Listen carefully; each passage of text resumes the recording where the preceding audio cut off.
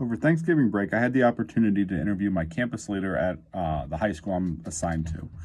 I thought she was a really good interview for this project because my school district is a very large district. We have 8 high schools, 21,000 students, but our school is unlike any other in our district. We're what they call a specialty school. So instead of being a neighborhood school, we take students from all over the city of Akron, and we do things a lot different than any other high school. We're our district's STEM high school.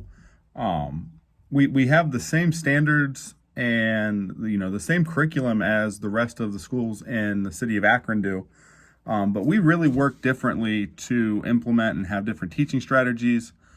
We're more of an engaged group of learners.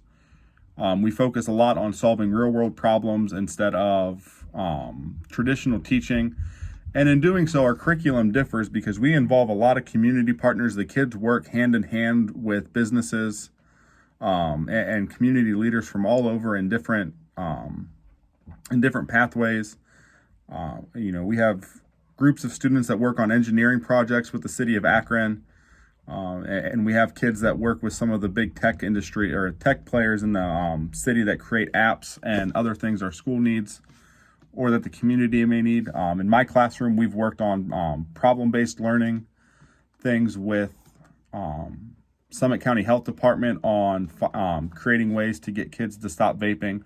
So we do a lot of things different than any other school in Akron. So talking with our campus leader gave me a good sense of what the challenges are she faces every day, especially in a building like ours where she's literally, she has no one in the district that's doing anything like her that she can bounce ideas off of. So one of the things that really came away during our interview was how she processes staff development and making sure that we always have time to work with our teams and collaborate with each other.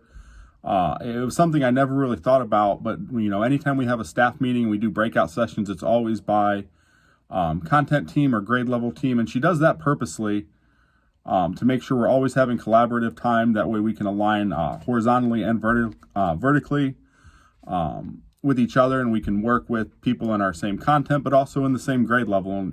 So we can talk and collaborate about things that aren't just related to our specific classes. We had a good conversation about PD. In the last couple years, we've rolled out some things with social emotional learning, as well as some team training, things like some team training that we've been working on.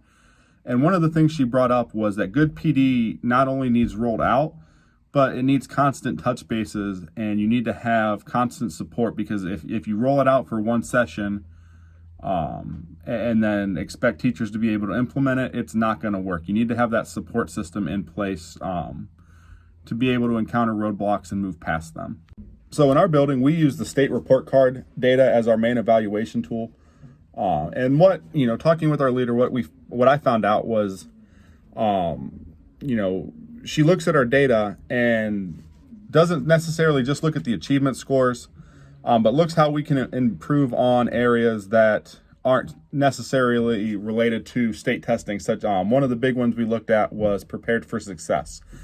So what we focused on for the last year or two was getting kids more ACT courses, getting more honor diplomas, tech honors, things like that it not only improved our state report card, but what we found was that by focusing on things not necessarily related just to student achievement, it had a trickle-down effect into the classrooms as well.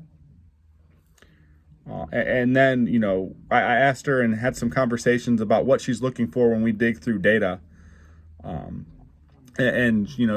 She said she's always looking for growth, and constantly evaluating systems and see if they're working or whether they need rebuilt.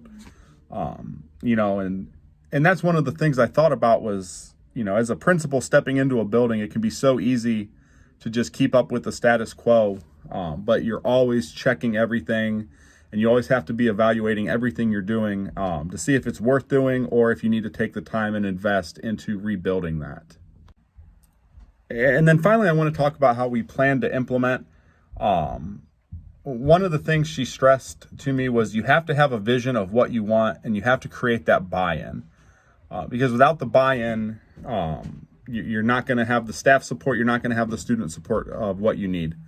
And it wraps around everything else we talked about by the staff development and having the PD and all the support teachers need to implement the new ideas we roll out, being able to use the data, the state report card data, and show what we're doing is working, and things like that create that buy-in. That way we can implement our vision, implement the things that we want to do. Because one of the things she said she liked the most about working at STEM was it's kind of a blank slate. She gets to do really whatever she wants. She can bounce off crazy ideas and we can try them because we're not limited to just being a traditional school with a traditional curriculum.